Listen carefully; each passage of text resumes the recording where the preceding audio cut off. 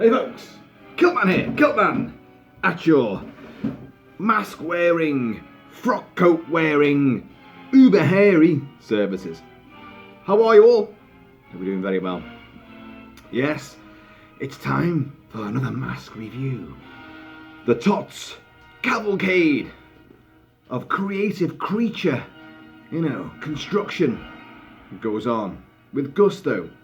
Here is ToTS mask from Curse of Frankenstein, 1957. Terence Fisher directed.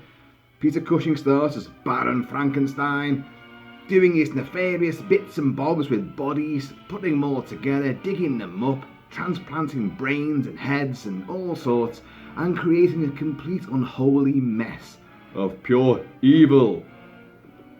Yeah, and Christopher Lee was the guy in the makeup. This mask, designed by Russ Lucich. Someone, somewhere, will tell me how to pronounce his surname. Maybe the man himself, I don't know. But done a wonderful job here. Now, this mask, we've got quite a bit to discuss here, because I can imagine there will be some issues with this. There was issues with the makeup itself. When Phil Leakey, who was the guy doing all the makeup effects, the creature effects for Hammer, before Roy Ashton took over. Roy Ashton, who I've covered before, was his assistant. But Phil Leakey, after Revenge of Frankenstein, which was the first sequel to Curse of Frankenstein, in what was a far better run of movies, the franchise for Frankenstein was infinitely better than the Dracula franchise. And I know some people may prefer the Dracula stuff, but I think even though there was a couple of clunkers in the Frankenstein saga, notably Ralph Bates in Horror of Frankenstein with Dave Prowse in a nappy, which was awful. And then you had, earlier, Evil of Frankenstein with Kiwi Kingston playing the monster, which was a pure Hammer throwback, a homage to the Universal run. Very colourful, very OTT, and they had similar makeup for Kiwi Kingston playing the monster to the Boris Karloff, Jack Pierce makeup. But they were two lesser movies in a series of films which focused on Baron Frankenstein rather than the monster. Peter Cushing was always going to be the star of these movies, rather than, say, Boris Karloff was going to be, or whoever was playing the monster at the time, because it was his story, his ongoing saga. And let's be honest, unlike Colin Clive in the original James Whale, 1931 Frankenstein, and then Bride of Frankenstein, an altruistic man of science driven to learn more and more about the human condition and to inevitably play God. Erroneously, as it turns out. But Peter Cushing's interpretation is vastly different. He is pretty much a grade A bastard. He's a very driven man. He's a very ruthless man. He will commit murder. He will even rape. In one verse, Frankenstein must be destroyed. Was that one? I can't remember.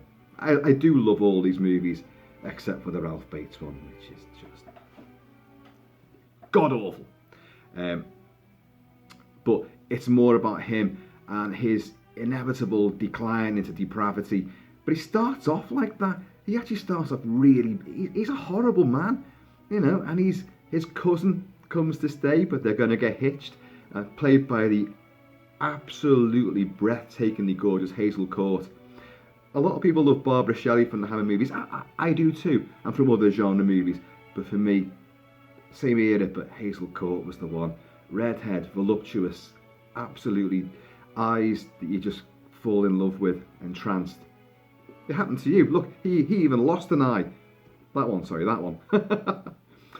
But yeah, they couldn't get the rights to the makeup, the Boris Karloff Universal Studios Jack Pierce makeup. Or rather, Terence Fisher, Michael Carreras, in charge of Hammer, didn't want to tangle with the copyright for it. So just do your own thing. So Christopher Lee, who really wasn't well known in movies at that stage, and he was going to be swathed in lots of collodium, grease paint, latex, and all kinds of rubbery stuff. He wouldn't exactly be known from that until he played Dracula the year after in Dracula, or in America, Horror of Dracula, which certainly cemented his name and made him synonymous with the character. and totally, he was a superstar in the genre, alongside long-serving, teammate Peter Cushing. And Christopher Lee and Phil Leakey would sit for hours with different versions, concocting the look that they were going to go for, and some were really wacky and way out. I've seen some of the designs that Phil Leakey came out with from pencil sketches, but in the end they settled on what was often referred to as the road accident victim. Now, he's the size of he's 6'4", Christopher Lee. He's a big guy, and so it's a robber. There's a famous line, Peter Cushing, when they've brought the body down from the gibbet, and they've got it there, and you look at these giant clodhoppers. He's talking about the guy's hands. Of course he was a robber. What else could he have been with these? Well, he wouldn't be a pickpocket, would he? Because not that kind of robber. He had great big clodhopping hands, nimble fingers to be a pickpocket. No, this guy was obviously a thug. He would hit first and then rob your body afterwards. So, but they take the head off, the heads, because the crows have been pecking at the head. So, and then they dissolve the head in a vat of acid. And then they go and get another head. And then they go and get the brain of Dr. Bernstein. And that's the murder that Peter Cushing's Baron commits, because he wants a fine brain, a good brain with superior intellect. Reminds you of Khan from Star Trek 2 there. Yours, it's a superior intellect. But what does he go and do? In a classic scene, he lures Dr. Bernstein up the stairs and then shows him a very famous picture of anatomical dissection of a murderer, which is the genuine painting. But he's loosened, the banister on the stairs to the top of the staircase, and then, watch out, Professor, and pushes him over the edge. But in a great stunt, the rather obvious stuntman standing in for this old guy lands head first on the marble floor. I swear to God, he dents the floor as well. And only afterwards, when he digs up the body from the Frankenstein family crypt, very kind of you, Baron, to allow the body to be, buried in your family crypt, because as you know, he had no living relatives. Handy that, isn't it? So he goes in and prizes the casket lid off, and then gets the brain out. And then Robert Urquhart, who is a bit of a Russell Crowe lookalike in this movie, who bizarrely is meant to be the guy that taught the younger Frankenstein, played by Melvin Hayes, who was Gloria in Some Mothers Do Have 'Em. No. It ain't our hot mum. It's not easy rattling off all these details, You make the odd blunder now and again.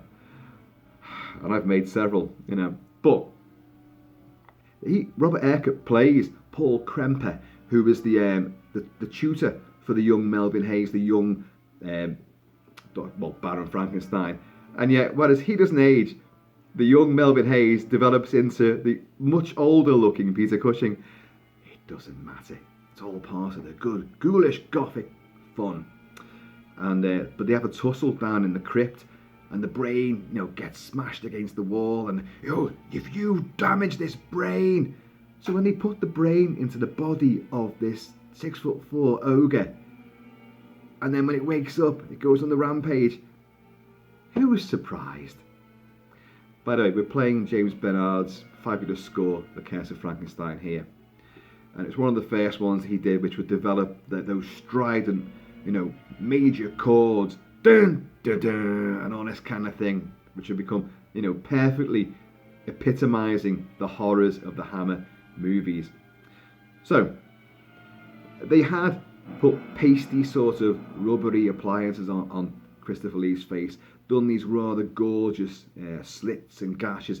Obviously, this gash circumnavigates the entire neck because, they took the head off the original body and put this new one on. We have this sort of glassy, glazed, dead eye. Look at that. That's wonderful. That's genuine. That's how it would look. I'll come on to the features of the mask itself. Christopher Lee's very strong, noble, regal, aristocratic nose is there. You cannot, no matter what you do, you can't disguise that nose. You just can't. And you have, the mouth and the teeth, and sort of little twist there. But the main thing about him is the gashes and the putrescent look of his decomposing flesh. And Christopher Lee, without any words, would play the creature almost like he was a mime artist, like it was a marionette on strings, and he would wear this frock coat as well. Look at it, I actually had something very similar for my little actory moment at the start of this video. And he would strut around the countryside, he'd kill a blind man, and maybe the grandson, we don't know, but we kind of think he does. And then Robert Urquhart, Paul Kremper, who's rebelling against Frankenstein, this is against God, this is wrong, you shouldn't be doing this. And they forever are arguing about this. And he wants to try to save Hazel Court's character, from this, whatever he's doing in his laboratory. You're not safe here. But really, he fancies it too. Who can blame him? But the two always are at loggerheads over this. But Frankenstein has a hold over, Paul Kremper, because, well, you were part of this. If he's killed anyone, it's because you damaged his brain. You're just as much involved in this as I am. But anyway, Paul Kremper, who already damaged the brain, then shoots this guy. And in a classic moment, he will put a hand to his head, like that. And the Kensington gore will splash down his face and through his fingers in a really shocking, vividly explicit scene from 1957. Vivid gore and pure violence. So that then they bury him again. He's only died once, now twice. And then Paul, that's it, I've had enough of this. He will leave. But he comes back in time for the wedding, or the wedding which doesn't actually kind of go ahead. Nick of time, you could say.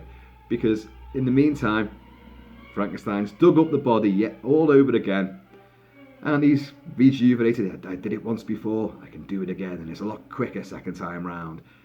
So, but what he's done, he's had to tinker around and do some brain surgery. So for the finale of the film, we see Christopher Lee in this makeup, but one side of the hair, or rather a huge trench, has been shaved across the top of the brain pan, and you can see this trail of just flesh. So it gives him a different look again. But for this look, we go for the Beatles haircut, and the kind of when I unboxed this and another couple of masks a few videos ago, my initial reaction was one of, well, like back in 1957 for the audiences, was one of horror, but not in a good way. I thought, yeah, that's a good mask, but two things were very striking about it. A, it was very green, and B, it looked more like Frankie Howard than Frankenstein's monster. Now, the reasons for that are, well, the shape of the face for one thing, and that expression. But mostly it was to do with the hair, because the hair is a problem with this one. Not a major problem, folks. If you do look back on that video, you'll see that the hair was very curly and tufty and was going back and was sitting up, and it was very Frankie Howard. If you people who don't know who that is, just Google Frankie Howard and you'll see, well, he looked a bit better than this. He was far healthier than this. But all I did, I got some little hair straighteners. I'm not saying that this is a good idea to do, but I straightened the hair out and made sure that it came forward Beatles style. You can have a few curls to it. The hair it does become tousled. For Christ's sake, he's stumbling through the woods and the trees. He then gets shot in the head. He's all over the show. He'll inevitably have an acid bath of his own. Apparently the stuntman who really played in the finale on the rooftops of the mansion, Baron Frankenstein's mansion house, and his laboratory's up in the attic as well.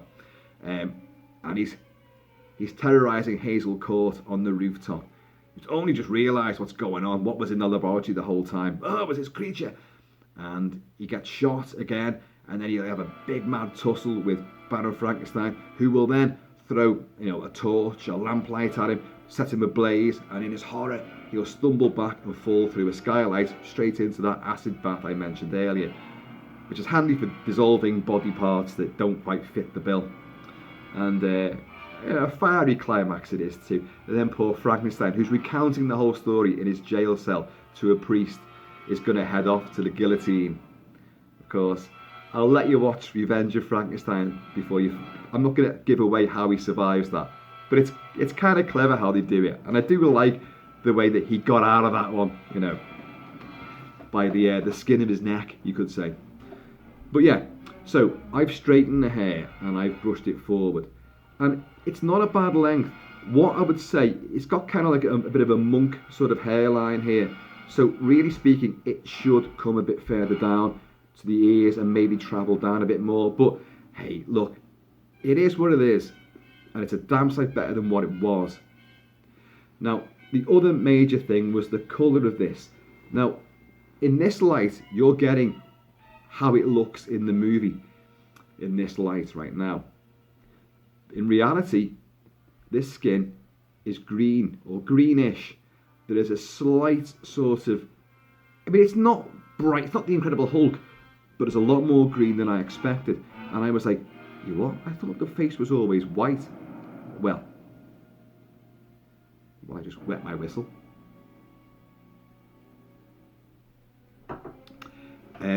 I've looked at the film. I've watched the film again yesterday and very closely. I went in frame by frame and looked at this. I've looked at many production stills of the makeup being applied. Incidentally, if you start Googling those shots, there are many shots of Christopher Lee in publicity shots which are terrible because the makeup clearly hasn't been finished. They've just stuck bits on. Like we need Mr. Lee as the creature now for these publicity shots. Get him out. And Phil Leakey hasn't finished doing the makeup, so it's just stuck a few bits on, and he goes, you know, and it doesn't look any good. But the full makeup it's actually really good. At the time, as I say, people didn't like it because it wasn't Boris Karloff's look, and it was rather ghastly, and it looked a bit too pasty, and it was just repellent to look at. And genre fans over the decades since then, some love it, some don't like it. I personally do like it quite a lot because it's more convincing. You know, there's no electrodes in his neck. They're not bolts, folks, in Boris Karloff's neck. They're electrodes. He's born of electricity. But so this is realistic decomposing flesh, and you've got to remember that Boris Karloff his makeup was painted green as well. Especially in Son of Frankenstein and Bride of Frankenstein, it was very green in that because it gave him, in black and white photography, it lends a much more grey, cadaverish look. It's all how colours are interpreted in different, you know, formats and different lighting. And well, I've looked at the pictures and I've looked at the film up close, and although you may come away from the film thinking it's just a white face, it is not a white face. It is a very pale green. In some shots you see it a lot clearer than in other shots. Some distant shots, when he's about to be shot, you know, it looks white, he's stumbling through. But if you look at that now, that green aspect to it, which me looking at it up close, in reality, I can see the green very, very well. But on this, what you're looking at right now with this lighting looks very similar to how you see it in the film. So that little, it's very green, is not a problem. I think Russ Lukic has done an accurate, bang-up job. I really do. Because having just watched the film again, you know, and paid very close attention to how this looks, it is green. In certain lighting, it looks whiter. In other lighting, it looks greener. But I know that it was green. There you go. So, that's what we have there. Now, we have this glassy, glazed dead eye, which is wonderfully done there. We have this vivid, alive eye. It's alive! Alive! We have the painted on eyebrows. I don't mind that. And these little slits here, which that's what you're going to look out of when you wear it. And it is quite a tight fit. Now, when I staggered around there before, and I'm looking at it, that's a big mask. It's a bigger mask than I thought it was. A lot of this range aren't that big. They're small. It's like Trick or Treat Studios have listened to the complaints that some people have had that the masks are too big and they're just swimming on top of their noggins. Well, these are much tighter, and I would say smaller. Certainly the Wolfman mask is, and I've got another mask today which is smaller again, and you're going to see that fairly soon. No, not in this video. Yes, that's the one. Yeah, it is. Yeah, but we'll show them later. But I know that the Dracula one, the Christopher Lee Dracula mask, is huge. Great for display, but not so good for wearing. And although this looks great with the frock coat, this is quite a big mask. It feels nice and snug on the inside, but it just seems slightly bigger. Look, this is not a complaint. It's not a complaint. I think this is a fabulous mask. I really do. Once you mess around with the hair and get the hair right, or as right as you can get it, as I said before, you need a bit more down here. It should come to the ears. It really should. But you can play around with this. At least we've got the tuft that was sticking up and the curls have gone. You want a bit of messiness around the back, so but you can play with this. Be careful if you're going to put anything hot against this hair. It could go up in flames for one thing, and you don't want to singe or melt the latex. It is rubber. Phil Leakey, speaking of rubber, Phil Leakey, who devised this, the guy that was the supremo of Hammer's makeup and creature designer, after Revenge of Frankenstein, he quit, and Roy Ashton took over from that point onwards for a good spell of great movies, and then it became a whole hodgepodge of people would come in and do the makeup.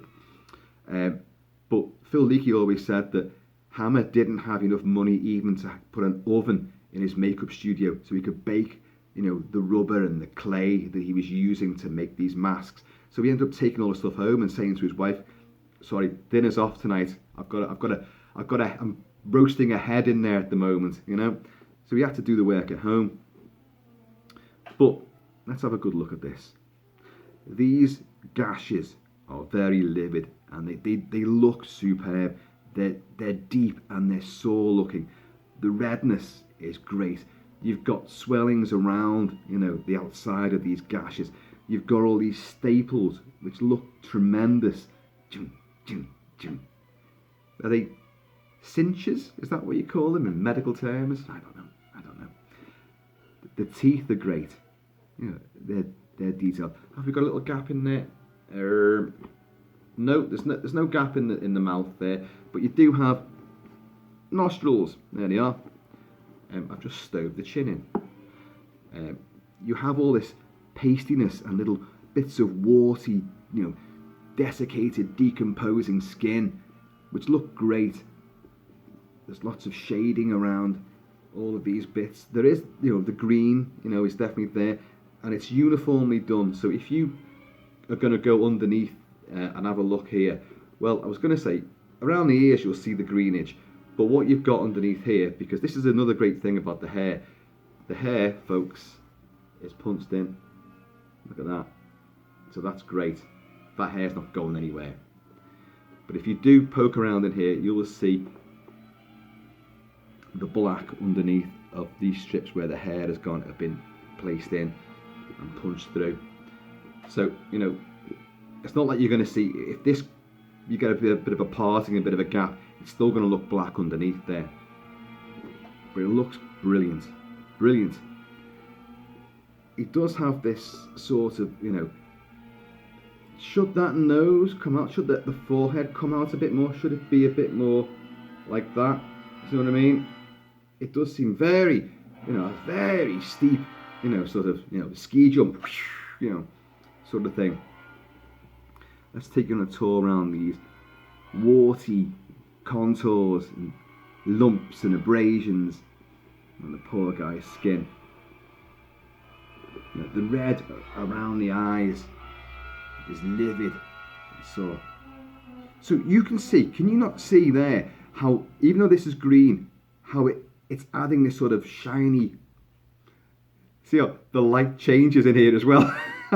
There'll be clouds passing through the window just there, but when you look at it, it gives a whole sort of very pale aspect to it. So it does fit the bill. It does emulate what you see in the film. And I know, because I've just watched the film again, as I say, and it's a great movie, folks. It is a great movie. It's not the best of Hammer, but it's up there. It's an absolute classic, a bona fide classic. Cemented by, obviously, Peter Cushing, Hazel Court. Valerie Gaunt, who would later be in Dracula as well, as Justine. You know, there's a name from Mary Shelley's original novel. Justine, who's the maid. Baron Frankenstein's been knocking hair off, behind Hazel Court's back, and in a very sadistic scene when he's turned his back on it because he's going to marry this other one, and she's like, "You promised to marry me. You're just a maid, but I am with child." Well, just go to the village and pick any man. Anyone out there could be the father, and he's horrible to it. And she goes, "I'll tell." "What will you tell?" "I'll tell what you've been doing here. What's in that laboratory?" And he says, "You'll need proof for that. Proof." So of course, it's a trap, and he shuts the laboratory door, strides off. She gets in there, walks in. Great suspenseful scene. This will suddenly arrive, like that, lumbering brute, and he'll lock the door on her, and then you'll hear her screaming, and of course she's pregnant as well. So he's had her offed by him, and people say he's not sympathetic. He's a ruthless killing machine. No. After he's had the brain surgery and been brought back from the bullet to the head, in a very distressing, horrible sequence, when Paul Kremper has arrived again on the eve of their wedding, and obviously Frankenstein takes it. "I've got something to show you. Look at this now." And it's like, "Oh my God, you've dug him up. You brought him back to life again." And he's chained to a wall, and he's like, "You stand." And Christopher Lee pitifully does this with brilliance. He staggers up to his feet. He can only walk so far because the chain attached to this beam. And he's like, "Sit." And his gangly legs, he tries to sit down. "Stand up." And it's shocking. It's horrible. And people go like, "He's just a monster. He's a lumbering brute." He's a lumbering brute. He is a monster. But if you've got to have a pretty hard heart not to feel sympathetic towards the horrible mistreatment that he's going through there. So you don't have any, wonders about why he goes for people, and why he initially, when he first unveils himself in that great, sort of ratchet shot, and the camera comes up and he turns around and he goes, and you first see his face, and then he goes for Frankenstein and lifts him off his feet like that, in the great typical Darth Vader one-handed stranglehold. Well, why is that? Because even his busted brain of Professor Bernstein will have some memory that, hang on, you're the one who pushed me off the balcony. Russ Lukich and his interpretation of Phil Leakey's actually quite groundbreaking design work for a new revamped Frankenstein's monster, as portrayed by Christopher Lee in 1957 for Hammer Films, directed by Terence Fisher. The Curse of Frankenstein. Folks, this is a great mask. I haven't seen anyone else cover this as yet. And if you're not a fan of the design or the movie itself, fine, stay away. If, however, you are a fan of the movie, this is a great mask.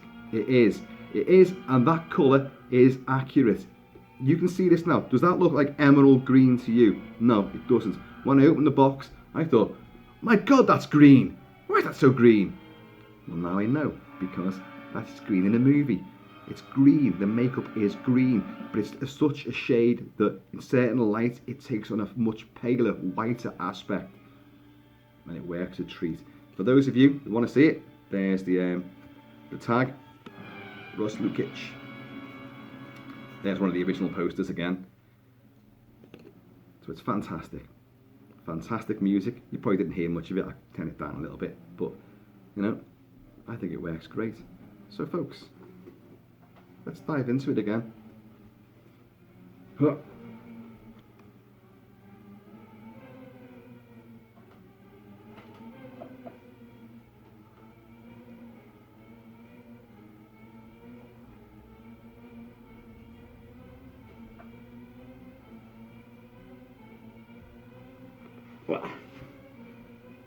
Right, there you go.